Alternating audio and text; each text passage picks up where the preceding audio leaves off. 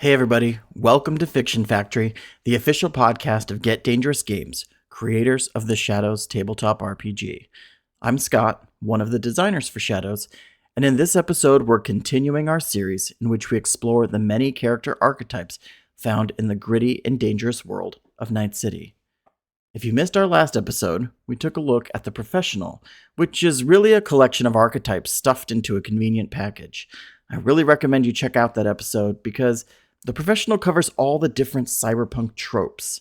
You've got that one person who always has the right connections, the cool hacker taking down the mega corporation, the tech warrior with occult knowledge, and really everyone in between. You could have a party made of 5 professionals without any overlap, perfect for a street level campaign. You can find all of our episodes on our YouTube channel at youtube.com/@decode or on Spotify in the podcast section under Get Dangerous. In this episode, we'll be diving into the first of our 2 supernatural archetypes and looking at the vampire. Now, this isn't the vampire you're used to from other games. In Shadows, vampires are a mix of old and new, ancient and freshly made, with bloodlines helping to shape their power sets and destiny. The vampire is an interesting character with a lot of power and potential for gameplay, so I'll do my best to discuss their unique qualities, how they fit into Night City, and give you an idea of how you can make the most of your afterlife. Whether you're a seasoned tabletop RPG player or new to the genre, we think you'll find something to enjoy in this series. So buckle up, grab your dice, and get ready to explore the shadows of Night City. In Night City, when we're talking about vampires, we're talking about Lilitu, Impundulu, Mandurugu, Strigoi, Nukebuki, Jiangshi, Draugr, Upier, and vampires. Many names have been used to describe the ancient creature who rises from the grave, terrorizes the countryside, and subsists on the blood of its victims. The most recognizable and most widely accepted name, however, is vampire. With relatively unknown origins in ancient Mesopotamia, the creatures now known as vampires eventually would spread across the old world like a plague. Clan leaders, those who took the original blood oaths, carved out their own territories or hunting grounds in what would eventually become Europe, Asia, and North Africa. Whenever a nest would become too active, stories from the locals would spring up, giving rise to the rich folkloric history associated with vampires. These stories led to widespread superstition and the use of apotropaics, items said to ward revenants such as garlic or a branch of wild rose, or even holy items such as the crucifix, rosary, or holy water. Vampires themselves would even encourage these stories, some even turning a tidy profit as vendors, giving villagers a false sense of security and allowing them to be herded like sheep or cattle to the slaughter. The advent of modern industry allowed vampires to operate even more in the shadows than before, with transportation giving them access to the New World and all it had to offer, including a naive populace ripe for the picking. By the 20th century, the concept of vampires had been widely accepted into popular culture, becoming the subject of film, radio, and literary adaptations. The fear of vampires as actual creatures began to wane, allowing nests to operate almost in the open. Their long lives have given them near limitless wealth and an influence in modern society, and many of the great families across the world have some ties to one of the ancient bloodlines. In Night City, the widespread drug use, homelessness, body augmentation, and an ever-expanding nightlife allows vampires to live among the mortals, so long as they make an effort to feed discreetly. Almost nobody bats an eye if someone disappears off the street, and the story of a drug-addled cyborg on battle chems ripping an AV in half is attributed to fragmentation rather than some supernatural predator flying in through the night and feeding on the blood of its victims. While members of the Unseen Court, operating from the shadows, vampires have been able to integrate themselves into every aspect of the playground that they call Night City. Vampires themselves are not so different from your standard Night City human, with the exception that their predatory nature pushes them to be faster, stronger, and even more beautiful than mere mortals could ever hope to achieve. Their higher metabolism and preference for liquid diets will push even the most obese human to eventually become a lean and muscular vampire. The lack of proper circulatory system causes their skin to take on a pallor with hues of blue, gray, and violet dominating where once a rosy glow would hold sway. When a vampire needs to feed, their eyes turn a little bit red, getting a sheen to them as the bloodlust begins to take over and drive them to the eventual frenzied hunger. Vampires come equipped with natural weapons of claws and fangs, which they can keep hidden until the time strikes for them to blend in better amongst their prey. So if you're hearing all this and thinking, maybe I want to play a vampire, something a little different than your average hacker, dude with a gun, person who's roaming the streets of Night City, I would say go for it. Vampires are unique in shadows, especially among the populace, which is primarily made up of humans who can do a lot of cool things, but humans nonetheless. Play a vampire if you want to experience a creature who's got an ancient bloodline and a devastating ferocity. After all, you'd be an undead creature that is cursed to consume the blood of others in order to fuel your unnatural lifestyle. You have to protect yourself against sunlight and silver and other things like that, but thankfully, Night City has a thriving nightlife, and you'd be able to snatch your prey without much notice. Vampires themselves are territorial creatures, and many will have some sort of allegiance to their sire, if not others to their bloodline. Many will choose to live together in a nest of sorts, with hunting grounds claimed in the varying regions of Night City, whether in the Daedalus Belt or the Suncoast City, or the New York metro area. Each vampire has a place it calls home, that it hides against the rest of the world and fights against other vampires. Perhaps you are the type of vampire who subsists on the blood of living creatures, but only those who you deem guilty. Perhaps you're one who likes to lure young co-eds back to your place for the devouring.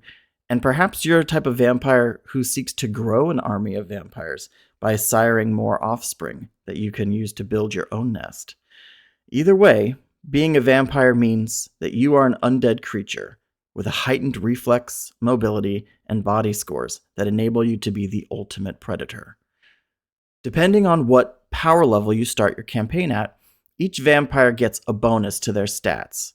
If you are a street level vampire, for example, you start with a 2d4 bonus that you must apply to reflex, mobility, and body. And adding up to 8 points to those stats can be pretty significant. As a supernatural creature, you can go beyond the normal score of 10 that is limited by humans. As you move up in the ranks of the power level, for example, getting to a heroic level, you get 4d4 plus 1. That means at your absolute worst dice rolling, you're still getting at least 5 points to apply to your stats. Because you can use a combination of claws and fangs as your weapons, in addition to normal modern weapons, having that enhanced reflex bonus can really make you devastating on the battlefield. Another thing to think about is that vampires are not just limited to physical weapons. They're supernatural creatures, which means that they have a spiritual force rating, or SFR, which is used to fuel their powers. Vampires need to replenish their SFR through the consumption of blood, but they have a real big population to feed on through Night City, considering that there are over 200 million people spread across the eastern seaboard where vampires can claim as their hunting ground. And of course, not all vampires are created the same. Vampires, as I mentioned earlier, all have an ancient bloodline that they are attached to, depending on their maker or their sire. Depending on which bloodline you're a part of, you may have access to different powers from the vampire that is part of your nest or, in the house next door.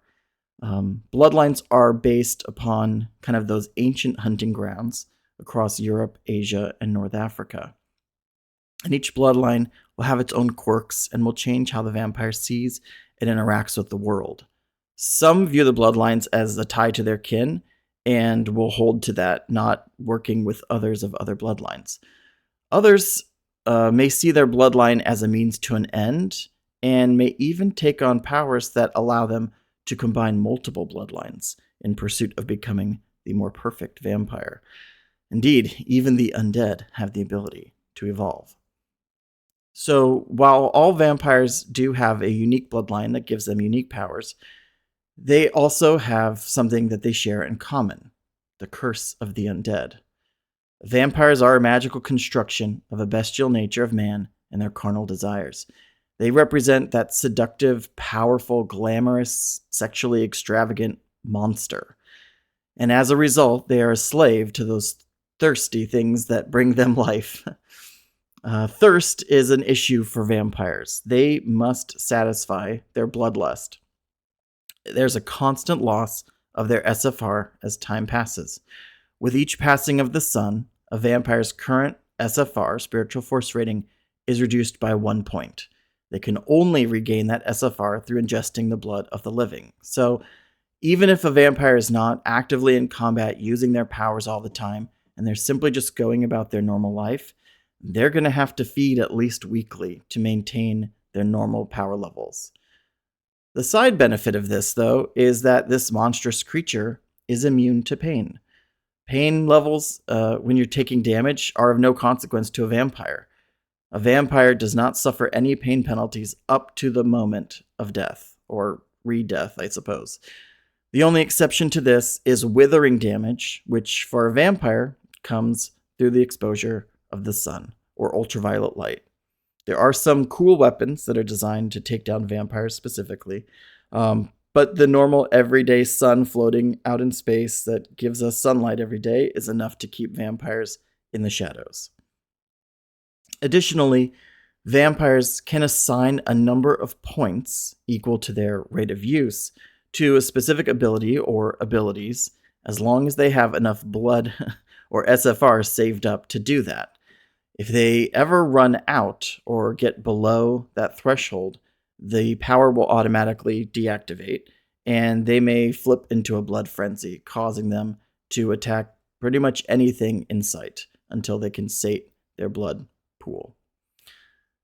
As far as milestones are concerned, unlike the other archetypes that we've talked about, humans and cyborgs and professionals, vampires have their own pool of milestones that they draw from, the vampire pool. And these are a wide set of milestones that really let you customize your vampire. You can go deep into kind of the mythos of it, or you can become more deadly and dangerous, even eventually being able to be a daywalker out in the sun. Most of the vampire powers are related to combat, but some are related to things that are a bit more mystical, and we'll dive into each of the bloodlines in turn. But first, all vampires share an innate set of powers, just as a part of being a vampire. The first is bestial blessings. With the potency of the ruthless nature of any predator, vampires can compel claws to form on their fingertips that are razor sharp and hard as even any tempered high-quality steel. This allows them to mechanically have an increase to damage when they are using their claws as hand-to-hand attacks. It starts out at a base of +5 bonus to damage and increases as you increase in ranks in these powers. Vampires also have a cursed evolution. This allows a vampire to drink the blood of a different vampire bloodline and incorporate that bloodline into their own. So a vampire who is of a Dhampir bloodline could drink the blood of a Jiangshi vampire and potentially gain access to both Dhampir and Jiangshi bloodlines.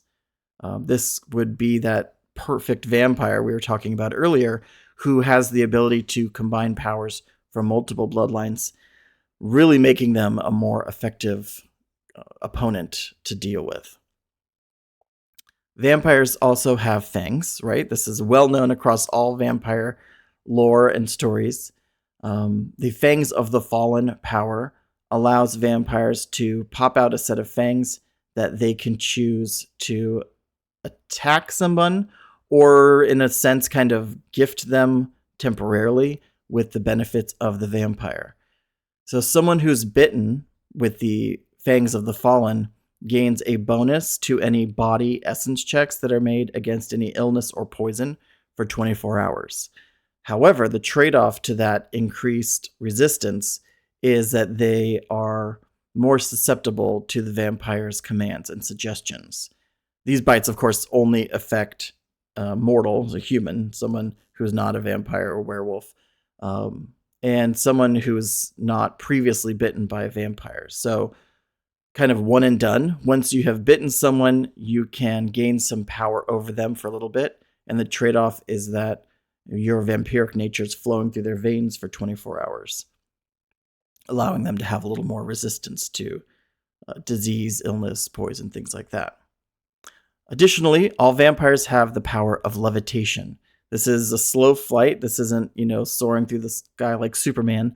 But if they pour enough of their power into levitation, they can slowly increase their speed equal to their will for each rank above the first rank. And I believe there's 5 ranks in this, so you could eventually get cooking pretty fast. The downside is that if you run out of SFR or you get knocked unconscious, you immediately lose your flight. So if you're zipping through the air and accidentally get hit by a jumper that's flying by and you get knocked out, it could be a rough night for you. And then the final innate power across all vampires is the vitality surge. In addition to being resistant to pain, or I guess immune to pain, vampires have the ability to burn the blood that they drink and regenerate their bodies. So this is different from werewolf regeneration, which we'll talk about in our werewolf episode, which is always on, but vampires have to kind of activate it. A scene that played out in one of our shadow sessions recently was that one of our vampire characters was shot multiple times. The bullets obviously did their damage to the body and everything, and then he activated his vitality surge, popped the bullets out, and healed everything up. Very similar to what you'd see in, Wolverine or Deadpool in an X-Men movie, where they just click the power on and it pops it all out. So that covers the innate powers that all vampires share. And next, let's look into the bloodlines and explore those and see what kinds of powers those offer up. So, as I said earlier, vampire bloodlines are based on kind of their geographic hunting grounds. So some of the original ancient vampires from Mesopotamia headed to Europe, some to Asia, and some to North Africa. The first of our bloodlines is the Dhampir. These are the original vampires from Albania, and they've focused their efforts in becoming masters of metamorphosis, understanding the elemental nature of reality and becoming one with the darkness. Vampires here have access to 6 powers in their bloodline. When you choose the Dhampir bloodline, you immediately gain all 6 of these powers at a rank 1, and you can pour more energy into leveling up these powers by spending your improvement points as you continue on through your campaign. The first power is Blood Tithe, and this basically allows you to burn your SFR to gain some sort of control similar to spellcasting over the 4 elements of nature, so earth, fire, air, or water. This would be the closest you would get to a vampire doing outright magic, similar to an arcanist, although it is natural magic in nature. The next power is Bone Familiar. This allows the Dhampir to craft a minion, no larger than a domesticated cat. This is a little bone familiar out of a skeleton or something like this. Very small. It's got 3 health levels of 5 hit points each, 15 natural armor. It can burn SFR to regenerate, and it can access your bloodline powers. But exposure to sunlight destroys the bone familiar instantly. As you rank up in this, you can create more bone familiars, so eventually you could have an army of little minions dancing around you and helping you in combat, or working as a spy or anything like that you need to do. The next power in the Dhampir bloodline is Dark Revelations. This is a really interesting one and plays some of the more role-playing, less combat-oriented aspects of a vampire. Essentially, after drinking a creature's blood, you gain access to its memories. So you would drink a creature's blood, ask the creature a question, and then you would experience the answer through the creature's memories. Of course, this doesn't work if the creature doesn't know the answer to your question or has no memory of that sort of experience. But it's a really cool way for a vampire to do something useful with the group that's not all about combat being super fast and deadly. Then we've got Ghost Fire, where a vampire can form a ball of ghost fire from an unknown dark plane and basically throw a fireball just like an arcanist could. We have Metamorph, which would allow the Dhampir to transform their body into a bat, a wolf, or mist, much like the ancient lore that you'll see throughout other forms of media. This is the only vampire that has the ability to transform its body into one of these other shapes. And when they transform, there are no downsides to it. They really just gain benefit. So the bat gains a bonus to reflex and mobility. The wolf gains a bonus to body and reflex. And the mist gains a reflex and cool bonus. So you have to add more ranks to be able to access more forms, but it's a really cool way, again, for the more role-playing oriented vampire to transform into a bat and go infiltrate a facility or something like that. And then the last power available to line is Umbral Glass. This is a really cool power where the knowledge of the darkness and the shadows allows the vampire to kind of sculpt them into a useful piece of armor, weapon, or tool that give them some additional bonuses that they can wear. Now, of course, you must be in shadow in order for the Umbral Glass power to work, and any exposure to sunlight will immediately destroy it. But it's Night City. There's lots of opportunities for you to be out in the night, drawing upon shadows and enhancing your abilities. The next bloodline we'll look to is the Draugr bloodline, and this is based on the Norse and Scandinavian regions. The Draugr bloodline is known for its combat prowess and its incredible bloodthirsty rage, inspiring fear in its enemies at the mere rumor that there is a Draugr on the hunt. This is your Viking vampire. If that's what you're looking for, this is where you need to stop. The vampire here has a lot of powers that are related directly to hand-to-hand combat with a sword or similar weapon, powered by pure force of hell, blood, and rage. And that's hell with one L. First power is the Battleborn. This gives you a bonus to all combat checks for a number of rounds equal to your will plus your rank in Battleborn. Just a straight up better murder machine when you are a Draugr activating your Battleborn power. The next is the Blood of Valhalla, which allows you to go kind of into a berserker rage of sorts. You gain the power of regeneration without spending SFR, and these powers combined mean that you basically just run into a room full of enemies, and as long as you're cutting them down faster than they're hitting you, you'll walk out unscathed. Then we've got the Hell Shroud. This allows you to basically inspire fear and cause a lapse of sanity in your opponents. This is that vampire that inspires those to panic and flee at their mere sight. Any living creature that's caught in the aura must make a will essence check, and those who fail the check suffer a -3 to all combat checks until they succeed a sanity check. So if you are activating your Hell Shroud and walking onto the battlefield, anyone who comes near you to try and take you down is going to have a massive penalty to overcome in order to do it. Pivoting to the more defensive side of combat, we now have the Odin's Guard power.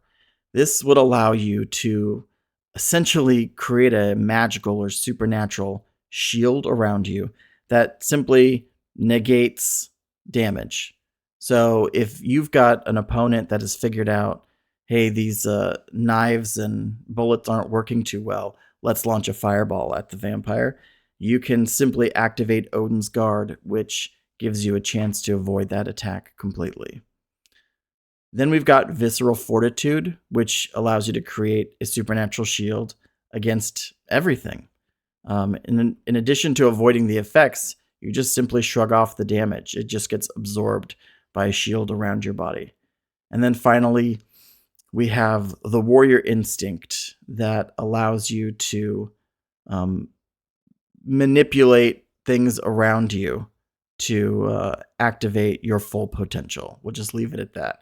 So if you're interested in the Viking vampire, I say dive into the Draugr bloodline. Shifting to Asia, we now have the Jiangxi bloodline. This is the only bloodline that is associated with Asia, and if you are familiar with some of the terminology, you'll recognize the Chinese or Korean hopping vampire. This creature does not have to hop to get around. Those are all rumors and myths created by the vampires themselves to throw mortals off their trail. But the Jiangxi vampire found discipline in the monastic orders, gaining access to qi, or ki, and being able to move with terrifying predatory speed. The first power is the dancing spirit.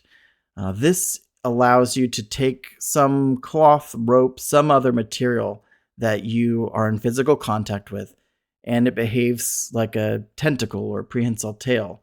It can be used like a third arm to attack or for utility purposes, whatever you need it to do. As you rank up, you can add additional materials to this. As a cool gameplay feature, right? This must be something that you're physically holding. So as a player, you can have this be, a long ponytail or ribbons tied to you, or in the case of our own Malcolm McDonald, a kilt that you're wearing that functions like Spawn's cape almost, being able to whip out, attack, and incapacitate enemies. Then we've got the dark qi power, which is the most closely tied to martial arts, I'll say. By activating this, you go into an enhanced state where you gain access to one of 5 blood styles.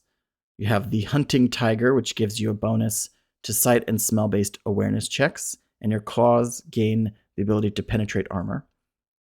You have the coiling serpent, which gives you a bonus to reflex-based checks. The scything mantis, which gives you a bonus to unarmed martial arts attacks, and your claws also gain armor penetration. Then Crane's Grace, which means you would automatically succeed on any acrobatics check, and you will not ever slip or fall. And then the Breath of Qi, or Ki, which gives you armor penetration to all melee and martial arts attacks. So essentially, you would activate your Dark Qi and become undefeatable in hand-to-hand combat. And then kind of from the role-playing side, we've got the Dead Lantern. This is a light, some sort you have, a candle, torch, oil lamp, something like that, that allows you to see the invisible, unseen world around you. The flame itself changes from amber to blue, and it reveals things like psychic echoes, portals, entrances to other realms, things like that. It provides you some protection against hostile spirits who may be drawn like a moth to the flame. And in order to get close to you, those spirits must make an opposed will essence check against you. Going back to the martial arts side, we've got the 5-talon defense. And this is the defensive side of the Dark Qi power, where you choose to burn your SFR when making a defensive action, and it gives you a massive bonus.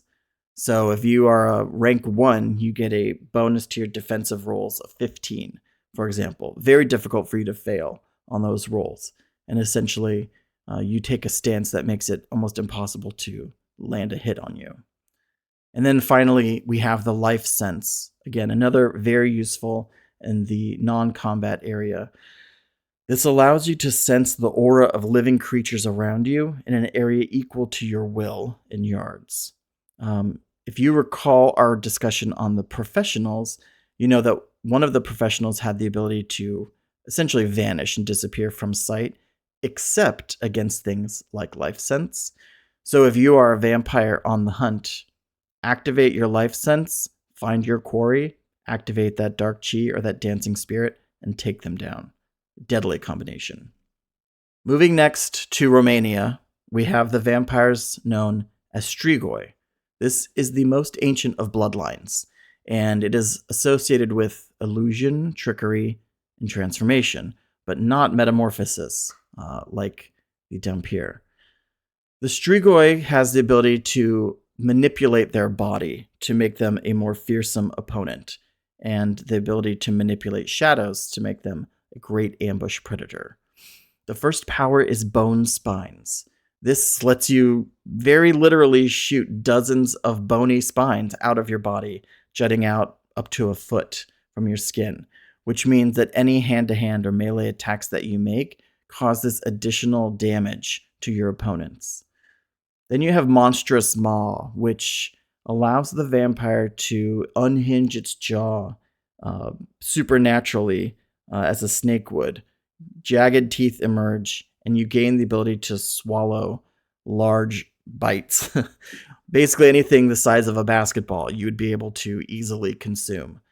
This means that switching the Monstrous Maw power on, activating that, and going in for a bite attack is particularly deadly.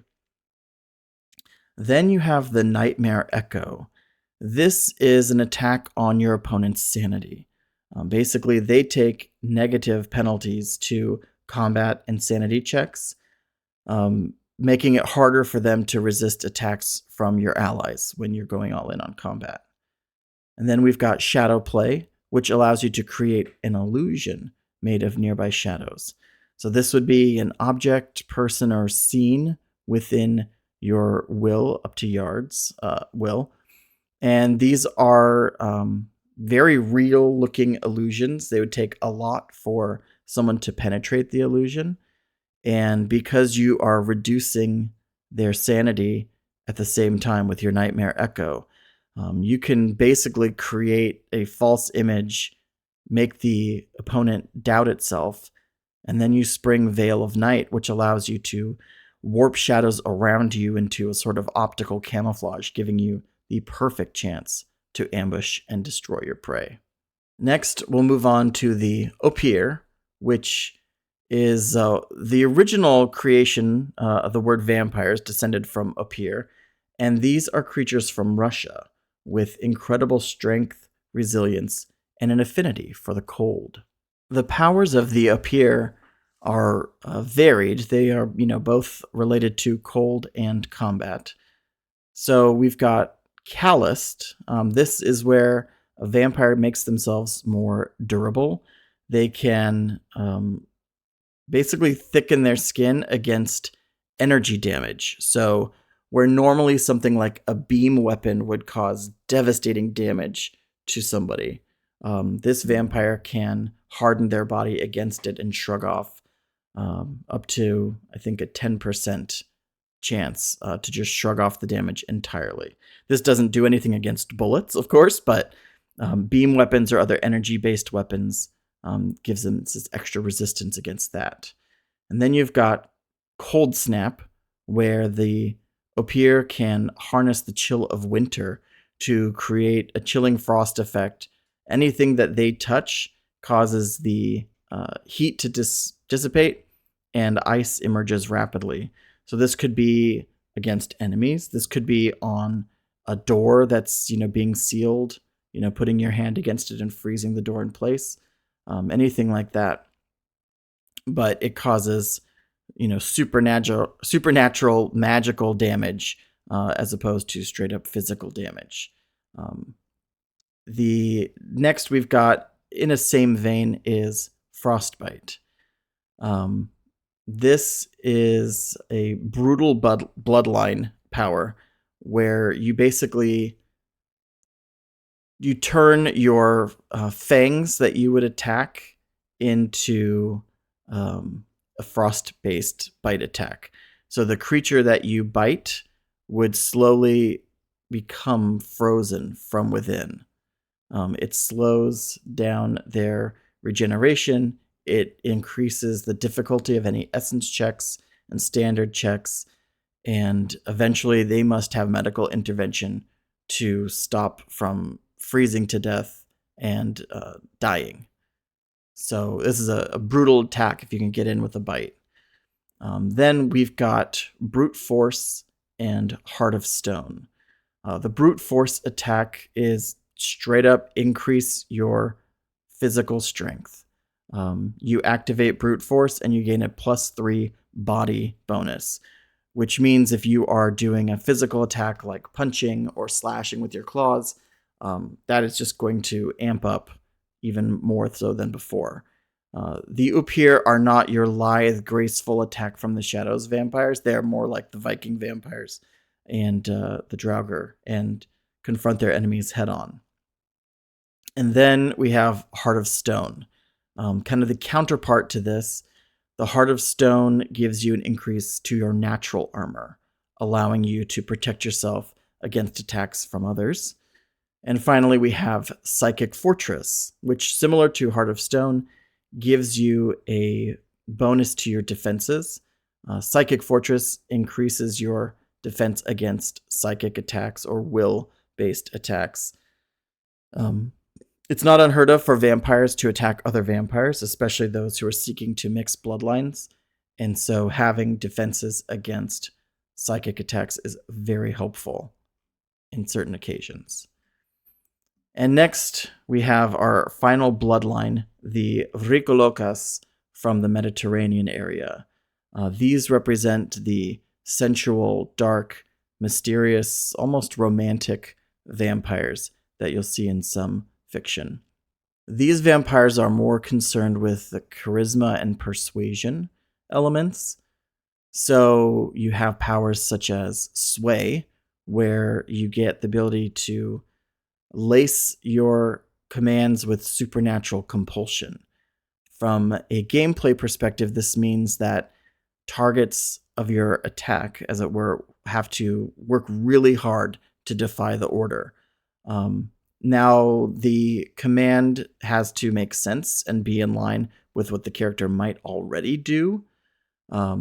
Things like ordering them to commit suicide are going to be very difficult, or to kill a loved one, very difficult.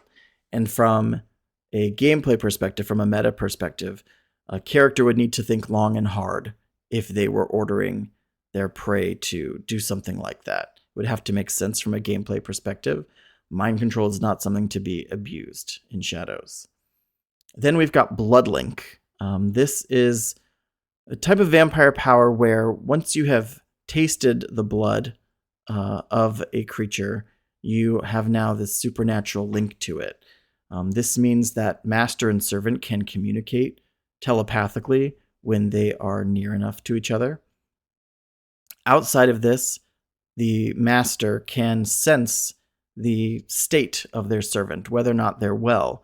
And if their servant dies, their master would know it immediately. Then we've got Hunter's Senses. This allows you as a vampire to know your prey and to know who is around, knowing that they can't hide what they are. The tantalizing aroma of living creatures is very powerful to your senses, and you have the ability to track them down no matter where they are.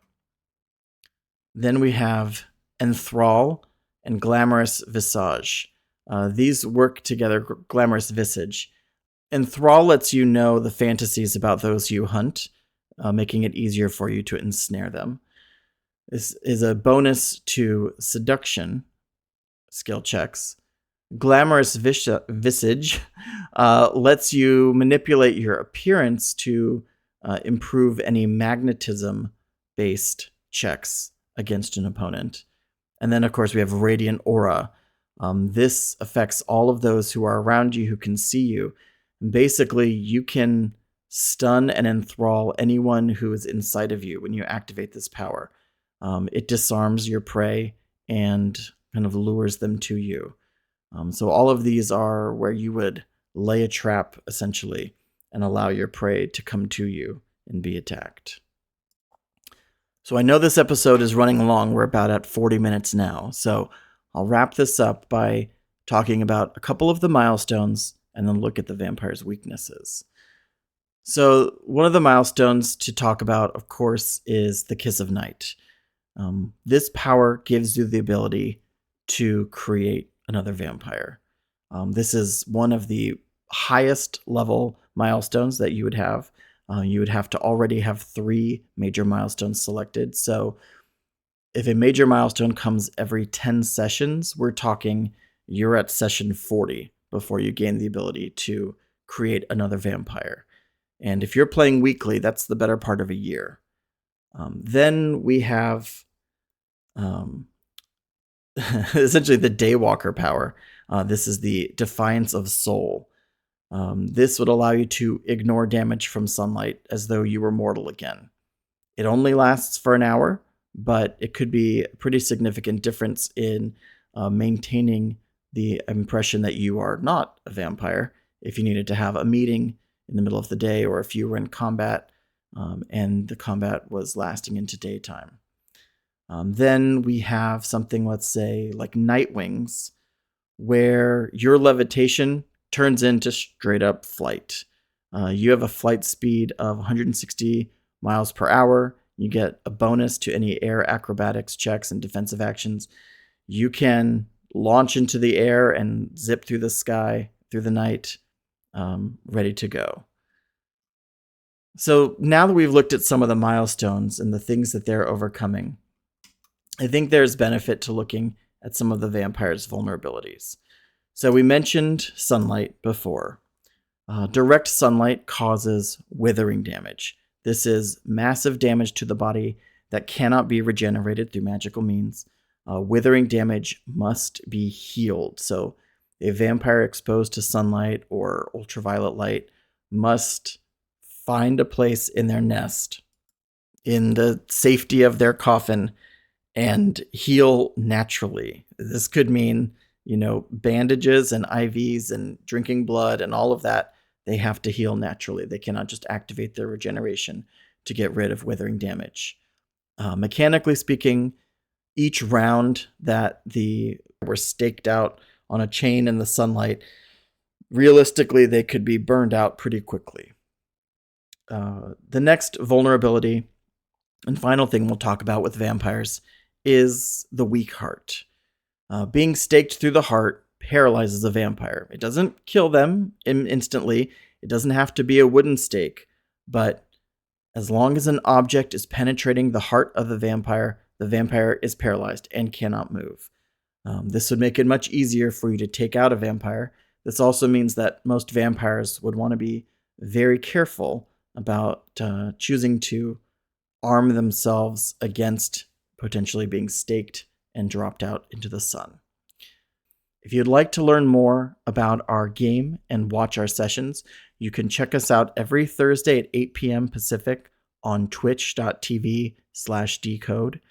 You can learn more about the Shadows universe and the game as we develop it by going to shadowsrpg.com. Learn more about the Get Dangerous games universe and all the different podcasts and gameplay videos and discussions we have over at getdangerous.net. Thank you so much and enjoy your afterlife.